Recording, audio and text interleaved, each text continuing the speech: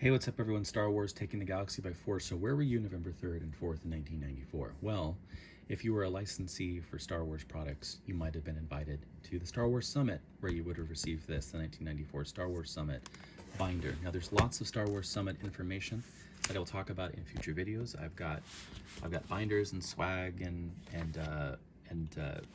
seminar materials for 1994, 1995, and 1996. There's lots of cool swag that's available beyond just this, or the actual sort of seminar contents. There's cool little bits, buttons, paperweights, things like this. Highly sought after, very limited edition, right? That again come from the Star Wars Summits.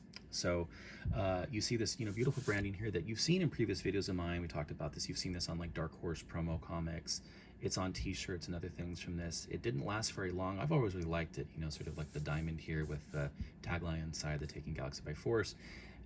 At this point, it's just now a very nostalgic stamp for me about this sort of like early to mid period in Star Wars licensing. But the folder here is broken up in various sections, right, about the seminar and about the things that will be discussed. We can take a look now. Here's everything inside here, right? An agenda, list of speakers and panels, timeline of key marketing events, and information about demographics. A media timeline that Lucasfilm published for, presumably for, I don't know, retailers that are sort of new to the game about everything that's come before. And then really helpful in-depth information about the existing publishing program, really everything out there from all the licensees being put in print from fiction to nonfiction. Information about the already at this point the Disney connection with Disney theme park information. Another really helpful resource list of all licensees and their sorts of products, and then just contact information for all international agents for greater cross-promotional opportunities. And now the agenda. The presentation overview of Star Wars past and present, selection or presentations by select licensees, and then various product reviews, discussion groups. We'll talk about more about that in a second. Chance for the international agents to meet, and a special event to be announced. Now the speakers. Great lineup. Howard Rothman's there, talking multiple times. You got folks from Lucasfilm, Fox, Smithsonian, Lucasfilm, Disney. Smithsonian, by the way, remember, just in a few years would be doing I think it's the Magic of Myth Making, sort of almost like an official Star Wars tie-in with the Smithsonian to sort of talk about everything Star Wars was, at that point, right? Everything it had given the culture, right? And it produced, there's an official sort of nonfiction tie-in to this. There's cool promo materials related to that, store displays, so it provided a really cool opportunity at the time. And then look at this: Bantam, Valentine Del Rey, Dark Horse, Kenner Galoob, which made Micro Machines, Applause, which made tons of great stuff, particularly around the Shadows of the Empire period. Guarantee there's some of you right now who've got Applause stuff in your collections, whether you know it or not. Hallmark, Tops, of course, with the Star Wars Galaxy and everything else, and then Sega LucasArts, the early Star Wars gamers. Discussion panels. Okay. The idea here was that, this wasn't just a junket, this was a seminar. And what Lucasfilm would do is they would rotate groups to talk about some of the dominant media events to follow in the following years, right? The Star Wars home video re-release, Shadows of the Empire multimedia project, and then the theatrical re-release of the special editions. You can see information here about how panels will be sort of cycled through. There'll be table assignments, and each group will be assigned a monitor, record notes of the conversation, right? So again, it's not just a sort of a swag sort of junket, right? It's a chance to do some real work, right? And for Lucasfilm to learn from the retailers, and also to sort of, norm on messaging, right? Okay, key marketing events, 1991. 1998, I'm not going to turn this to sort of disrupt the orientation here, but you can kind of get a sense from 91 all the way up to 1998, where interestingly, they're aiming to produce Star Wars Episode 1. And you can see this in lots of Lucasfilm licensing catalogs and brochures and updates and stuff at this time. 98 was one of the first aimed at sort of years, right, in which to do this. It's okay in my view that it waited to 1999, just increased anticipation. I've got a lot of older videos that talk about the 1998, sensible release date as well, which you can check out through my playlists. But 1991, obviously things like Heir to the Empire, right? And then increasing number of video games and comics and Dark Force Rising. 1993, LucasArts, right? X-Wing, Rebel Assault, the list goes on and on. Tops with Star Wars Galaxy. Soundtracks and toys and collectibles, right? And then finally 95 through 97 here. Everything from Dark Forces and Rebel Assault 2 and more fiction to the home video releases. And then, of course, the Shadows of the Empire, and then the theatrical edition and everything else that was to come. So kind of give folks a sense of where they're coming from and where they are headed. Interesting breakdown here of demographics taken from Nielsen averages, basically ratings of, you know, how many people watch this stuff every time Star Wars had been broadcast on television at this point, which you can't take for granted wasn't a lot, you know. And prior to the home video re-release in '95, you know, it being shown on primetime TV or HBO was a big deal. So you can see the sort of the aggregate Nielsen averages here for the trilogy overall. A pretty even spread, except for adults 55 plus, who at this point now are probably 85 plus. Really fascinating, right? But even they were tuning in. And then you can see the individual breakdown for the individual film Star Wars, by which they mean A New Hope, right? You know, children 26.6. I mean, you know, again, pretty healthy demographics here. Empire, and then Return of the Jedi. And then on the last page, there's a interesting data point about how of all the network broadcasts at this point, and again, there were really only so many at this point, there had already been over 200 million people who had tuned in. Not bad, right?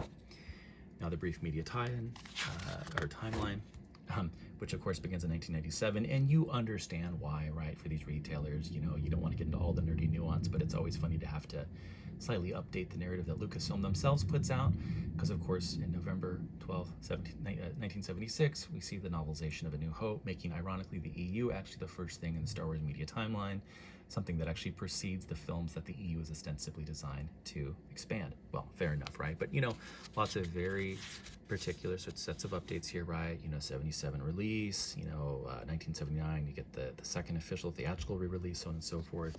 Information here about documentaries that were aired for broadcast. Start getting into Ewoks and droids, the Ewoks movies and the home video releases of those, all the way up through 1984, where Return of the Jedi was only just beginning its second cable television run on HBO, right? Amazing. So, publishing program. An amazing resource for collectors, right? Particularly at the time. Basically a full list of everything as of November 1st, 1994, that is being put into print, both fiction and nonfiction. So again, Ballantine works, right? Here, 94, 95, you see the first issue of the 3-in-1 Lando and Brian Daily Han Solo books, right? Here are the familiar Bantam books, right? Now, with something like this, you always look for, oh gosh, like, is Heart of the Jedi here, or some other book that got canceled here? Nothing quite like that, though once again you see, as I've shown in previous videos with other sort of like publishing programs and things, you see The Hand of Thrawn, which is really the duology Spectre of the Past and Vision of the Future, up until a very late date prior to publication that was always intended to be one book. It got broken up into two.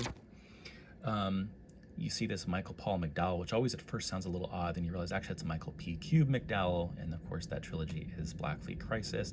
It's possible here that when you see something like Untitled, you know, that may be something like Heart of the Jedi, right? You know, but you don't see any other cool things like that here, but it's still nonetheless a very wonderful comprehensive list of everything you need to track down if you're a completist. And at the time, particularly before the proliferation of information like this online, something like this in 1994 would have been a real treasure trove resource of everything you need to track down. I mean, again, look at all the Dark Horse stuff here, right? Everything, Random House, Time Warner Books, Starlog, right? Those technical journals.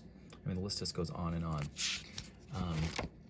Even to something like this, Box Tree, which should be familiar to UK viewers, and those amazing Jedi Dawn and Bounty Hunter RPG books, basically like, you know, mass market trade paperback size that I think most people probably watching this are familiar with, but if not, go check those out, the Jedi Dawn and Bounty Hunter. Really, really cool stuff. Okay, Disney theme parks. Just a reminder for these licensees that Disney at this point had already had a relationship with Disney and all of the contact information at the various Disney parks around the globe. Licensees, another amazing comprehensive list of all available licensees as of November 1994.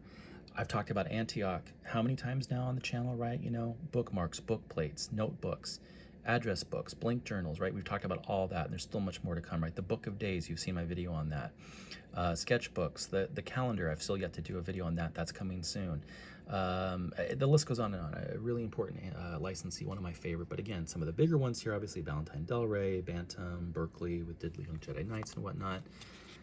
But then others that, you know, you learn about maybe for the first time here, you know. So like, oh, don't forget, like Milton Bradley did, you know, official tie-in puzzles and things like that, right? Prima, of course, with the strategy guides. Rolling Thunder is one that's important to someone like myself who's an obsessive poster collector. They're one of the important poster licensees at the time. Let's just flip to the back here where you can see, for instance, also, where there's West End Games, but then Western Graphics, another really important poster licensee to remember as well when searching for these things. But just a really, really great comprehensive resource that, again, particularly 1994, before the proliferation of information online about this stuff, what a treasure trove. And then a cool list of all the foreign licensees and all the cool things they do. We've talked about Transworld actually in the past. Really, really neat list here. And you learn just how absolutely global Star Wars was. I mean, not surprising that there are Canadian licensees, for instance, right? But you start to say, wow, okay, there was Czech and Danish and Finnish. I mean, this is really cool. And there's even, of course, there's German licensees. I talked about some German stuff on the channel, but then there's even like Iranian licensees. Mind-blowing, right? Love it. Of course, there's Hungarian. We know about them and their publishing program, including some ambiguously canonical Han Solo adventures, which I will show and talk about in a future video. But the list just goes on and on. Absolutely amazing.